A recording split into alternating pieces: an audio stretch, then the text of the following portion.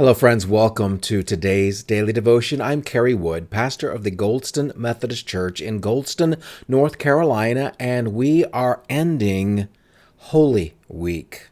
Well, we're not really ending Holy Week, but we are recognizing that this is Good Friday of Holy Week, and I do not do Devos on Saturday or Sunday, so this is an experience of the end of Holy Week. And all throughout this week, we have been looking at Jesus as he moves to the cross, as he is hung on the cross, and today on Good Friday is when Jesus died on the cross.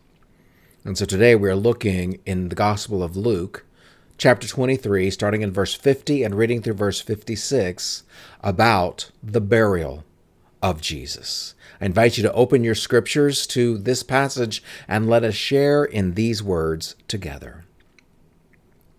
Now there was a man named Joseph, a member of the council, a good and upright man, who had not consented to their decision and action.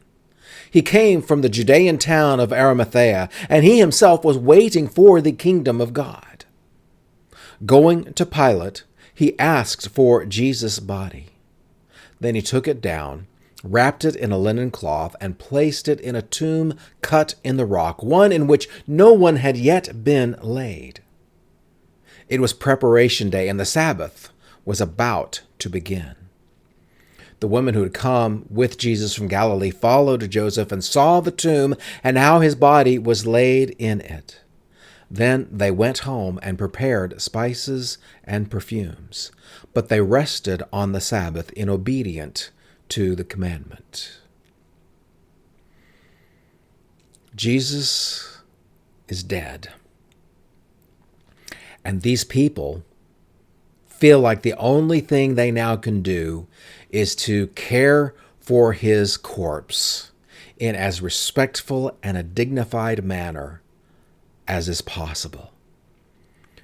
This is the first time that we hear about Joseph of Arimathea, and greater history tells us that Joseph of Arimathea was a merchant. He was one of the wealthiest men at that time. He was the Elon Musk, Bill Gates, Warren Buffett of his day. But he's also described as being a good and upright man who is waiting for the kingdom of God. He didn't want to have anything to do with this whole business of accusing Jesus of a treasonous crime, of committing him to death on the cross. Joseph is not one of those chief priests who supported this. He was one of those who wanted to resist it but didn't know how. But now he steps up, claims the body of Jesus, and puts it into a brand new tomb.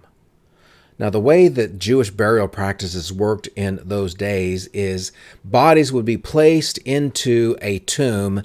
They would be wrapped in the cloths. They would have received the oils and the ointments, the embalming process, and then the bodies would slowly begin to mummify, and the skin and the organs would all decay, and eventually the bones would be the only thing left.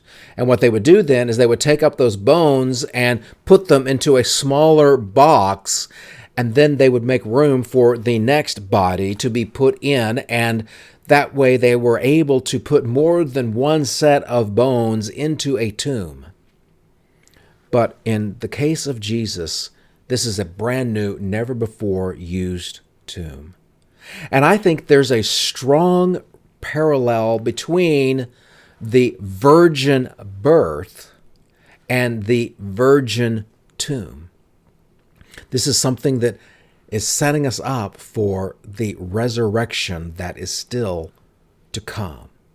There is no way to confuse that Jesus' body was misplaced or taken away or anything else. This is getting us ready for the greatest miracle of all time. But we are left by Luke's last statement. They went home and rested on the Sabbath in obedience to the commandment. Everybody rests on the Sabbath. Jesus' body rests in the tomb. The disciples rest in fearful anticipation of what might be coming next for them, but the women are resting, getting ready to give their last gift to their beloved Jesus. Jesus gave his gift on the cross, and then the power of his gift will be revealed. But for now, I want us to rest with Jesus, contemplating the depth of his love, the depth of his willingness to give everything up for you and me. Ah, Jesus. Ah, Jesus. And I'll see you on Monday for our next daily devotion.